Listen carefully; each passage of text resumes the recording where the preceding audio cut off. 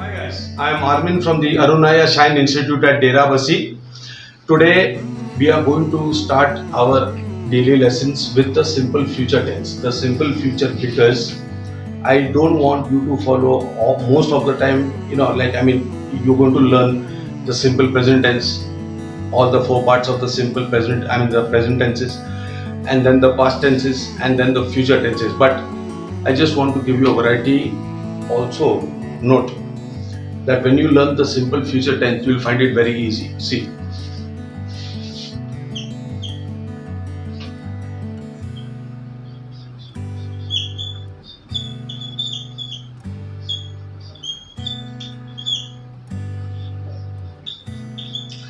this is I will go there, and the next sentence that you can read is I shall go there. Now see, अभी ऐसा है, दोनों right है, both are right, both are tenses of the simple future. दोनों का मतलब ही same है, मैं वहां जाऊंगा, मैं उधर जाऊंगा.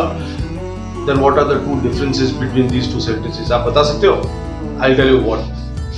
I will go there is correct. It is much better. It means मैं 100% पक्का उधर जाऊंगा. I shall go there का मतलब होता है, when you say shall, मैं उधर जाऊंगा अगर मेरी मर्जी होगी तो. Then there is one more important difference. Please read this figure. 99% and this is 1%. Yes, you have guessed it right.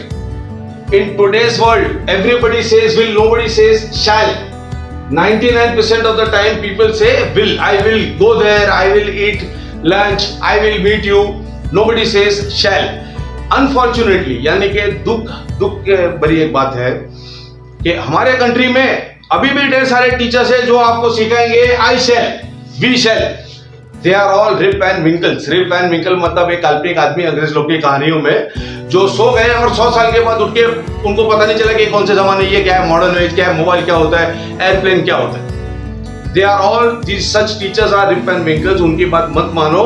I shall, we शैल बंद करो. आई विल, वी विल, और हर सब्जेक्ट के साथ आप विल बोलो. Will is the right word. Now shall is archaic. Archaic का मतलब ये देखो, आर्केक मीन्स कोई वर्ड के बारे में होता है जो एक लैंग्वेज में बहुत कम बार यूज होता है. अंग्रेज लोग खुद भी शैल नहीं बोलते. Everybody says will. Okay fine. अभी जब आपको अभी मालूम पड़ा है कि विल ही चलता है तो विल की तो आपको प्रैक्टिस भी तो देनी चाहिए, राइट? अगर मैं खाली इतना आपको सिखाऊं और आपको प्रैक्टिस ना मिले तो दैट इज अनफेयर. तो ये देखो, ये देखो, S plus will plus V1 plus O. लेकिन डोंट वरी, सब्जेक्ट, वर्ब और ऑब्जेक्ट क्या होते हैं मैं शॉर्ट एंड सिंपल बताता हूं without any complicated jargon. Jargon मतलब फैंसी लैंग्वेज. सुनो, आपका कोई भी सेंटेंस होता है उसको दो टाइप के होते हैं, एक्टिव एंड पैसिव. अब मैं आपको एक्टिव पैसिव नहीं सिखा रहा हूं, पहले जरा देख लो. ये इग्नोर करो, ये फॉर्मूला हम लोग बाद में देखते हैं. ये देखो, एक्टिव, आपका कोई भी सेंटेंस होगा वो हमेशा एक्टिव होगा या तो पैसिव होगा sentence. Now please note one thing, हमारे कंट्री में ये एक्टिव और पैसिव सेंटेंसेस का भी बहुत बड़ा ऑब्सेशन है, बहुत बड़ा भूत चढ़ा हुआ है टीचर लोगों को. ये भी सिखाओ, हाँ जरूर सिखाओ, आप जरूर सीखो, but this is trivial. Trivial मतलब कोई बहुत बड़ी बात नहीं है, बहुत मामूली बात है. The teaching of active and passive sentences is an active and massive stupidity. There is no need to get into all this nonsense now. You can always learn active and passive later. अभी देखो, इसलिए ये खाली बता रहा हूँ कि active sentences mostly आपके लैंग्वेज में, इवन अंग्रेज लोग खुद के नेटिव इंग्लिश स्पीकर लोग का भी 80% जो सेंटेंस होते हैं वो सब एक्टिव होते हैं. तो अभी आपको समझा देता हूँ. देखो, आपका कोई भी एक्टिव सेंटेंस है जिसमें जो पहला चीज इंसान या जानवर की आप जिक्र कर रहे हो वो है आपका सब्जेक्ट. उसके बाद आता है वर्ब. वर्ब VERB जो एक्शन का शब्द है. A verb is a word of action. उसके बाद ऑब्जेक्ट आता है. ऑब्जेक्ट क्या है? आपके वाक्य में जो दूसरा चीज जानवर या इंसान है वो ऑब्जेक्ट है. एक सिंपल एग्जांपल ये देखो, आई लाइक कॉफी, ये आपका हुआ सब्जेक्ट, लाइक है आपका वर्ब और ऑब्जेक्ट ये खाली. अच्छा ये भी, ये देखो, I like Renu, Once again, your subject is I, your verb is like, and the object is Renu. अब ये सब क्यों मैं दे रहा हूं ताकि आप ये फॉर्मूला समझ पाए. ये देखो, सब्जेक्ट वर्ब और ऑब्जेक्ट खत्म हुए, आप लोग समझ गए. तो now we go straight away back to will. ये देखो, अगर आपको ये बोलना है वो यहां आएगी तो कैसे बोलेगा? वो यहां आएगी. ये देखो, शी बोलो, शी विल कम. ऑब्जेक्ट ये here, she will come here का मतलब है वो यहां आएगी. अभी नेक्स्ट सेंटेंस, मेरी माँ कॉफी बनाएगी. How will you speak this in English? My mother. ये देखो, आप मॉम मत बोलो. ये बहुत बार मैं देखा हूं यूट्यूब वीडियो वाले लोग ये सब मॉम क्यों बोलते हैं? That is a very informal word, colloquial, यानी दोस्तों में चलता है, फॉर्मल इंग्लिश में नहीं होता है. Don't say mom. Full form बोलो, my mother will make coffee. ये आपका ऑब्जेक्ट, ये आपका वर्ब, ये भी वर्ब है. और शी मतलब आई मीन माय मदर, वो आपका सब्जेक्ट है. नेक्स्ट सेंटेंस, अगर आपको ये बोलना है मैं अमेरिका प्लेन में जाऊंगा, तो आप नॉर्मली आप स्टूडेंट लोग ये बोलेंगे ना, I will go to America by plane, या तो I will go to America in a plane. उससे स्मार्ट एंड स्वीट ये बोलो, I will fly to America. Fly मतलब सिर्फ एयरप्लेन होता है ना, you can fly in a ship और अ ट्रक. बोलो I will fly to America, यानी आपको ऑब्वियसली प्लेन में जाओ. I will fly to America.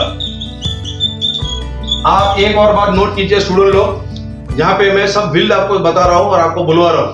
यहाँ शैल मत बोलो. मैंने पहले बता दिया कि शैल कोई बोलता नहीं है अभी समझो. या नेक्स्ट सेंटेंस सुनो, मैं मेरा इंग्लिश सुधारूंगा. तो फिर ये देखो, I will improve my English. अभी अगर आपको यह बोलना है रोहन रेनू के साथ शादी करेगा, बहुत बार स्टूडेंट लोग ये बोलते हैं Rohan will marry with Renu, या तो Rohan will marry to Renu. ये सब रॉन्ग है.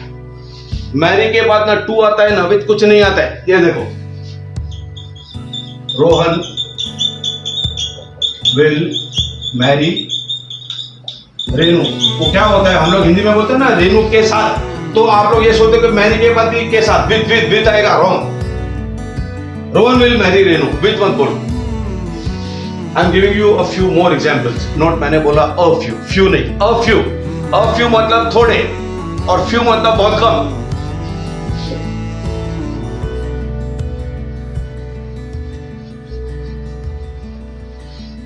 अभी आप ये बोलो मैं नए जूते खरीदूंगा, कैसे बोलेंगे आप? तो ये देखो, सब्जेक्ट आई विल, खरीदने का क्या वर्ड है? बाई. नए जूते क्या होता है? नए जूते को आप न्यू शूज. अभी आपको ये बोलना है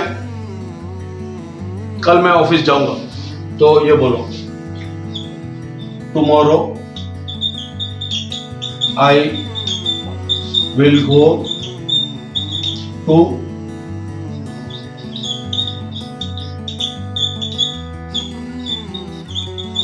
यहाँ पे मैंने जानबूझ के ऑफिस का सेंटेंस आपको दिया, बताता क्यों. आजकल बहुत लोग इंडिया में बोलते हैं tomorrow I will go to office.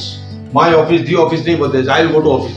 It's not wrong. Okay, it is not wrong, but it is not exactly great English. Okay, अभी बोलो tomorrow I will go to my office, या tomorrow I will go to the office is better. इसलिए मैं office का sentence आपको दे रहा हूं. Next sentence सुनिए, मेरे फादर 2 रोटी खाएंगे, कैसे बोलेंगे आप? My father will eat 2 rotis. I have one more thing, रोटी जो वर्ड है अपना इंडियन वर्ड है, रोटी है, वो इंडियन वर्ड है लेकिन इंग्लिश लैंग्वेज में स्वीकार हो चुका है. It is now a part of English. तो 2 रोटी का एस भी आएगा, रोटीज. माई फादर विल ईट 2 रोटीज. आप दूसरा तरीका भी बोल सकते हो, ईट के बदले माई फादर विल हैव 2 रोटीज. ये डैड बैड इनफॉर्मल मत बोलो. फॉर्मल इंग्लिश में माई फादर बोलो, माई फादर विल ईट 2 रोटीज. ये जो रोटीज है it is a part of English now. तो आप ये मत सोचो कि ये रोटीज क्यों बोलो, रोटी से आप बोल सकते हो. नेक्स्ट सेंटेंस, अगर आपको ये बोलना है वो मुझे मिलेगी, कैसे बोलेंगे आप? हाँ, you are right. She meet me. अभी एक काम करते हैं, before I put an end to this video, I humbly request you that if you have liked this video, please press the like button and subscribe to us. You are always welcome to ask us any question that you want about your language, your English language. We will gladly help you with everything that we can do for you. And remember, we are available to you 24/7. You can call us anytime at the following numbers. Thank you. Bye.